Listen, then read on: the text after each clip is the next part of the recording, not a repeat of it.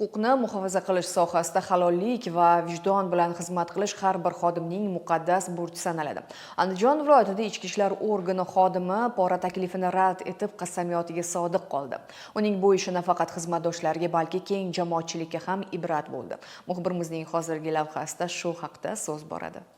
O'zbekiston tumani Ichki ishlar bo'limi, huquqbuzarliklar profilaktikasi bo'linmasi profilaktika inspektori Andijon viloyati Ichki ishlar boshqarmasi boshlig'i nomiga yozgan bildirgisida unga pora tariqasida pul taklif qilayotgan fuqaro haqida ma'lum qilgan. Ushbu shaxs 102 qisqa raqamiga kelgan murojaat bo'yicha unga nisbatan yuritilayotgan hujjatlarni rasmiylashtirmasdan, ularni yo'q qilib, qonuniy chora ko'rmaslik evaziga 1000 AQSh dollari miqdoridagi pullarni pora sifatida taklif qilgan. Profilaktika inspektori ushbu shaxsga harakatlari jinoyat ekanligini tushuntirishiga qaramasdan pora taklif qilishda davom etayotganligi sababli unga nisbatan qonuniy chora ko'rishni so'ragan. Bildirgi asosida Ichki ishlar vazirligi shaxsiy xavfsizlik bosh boshqarmasi Andijon viloyati bo'yicha boshqarmasi xodimlari tomonidan departamentning Izboskan tuman bo'limi va viloyat Ichki ishlar boshqarmasi tezkor xodimlari bilan hamkorlikda tezkor tadbir o'tkazildi. Tadbir davomida gumonlanuvchi Izboskan tumani Jonobod mahallasi hududidagi profilaktika inspektorining xizmatxonasida unga 1000 AQSh dollarini pora tariqasida bergan vaqtida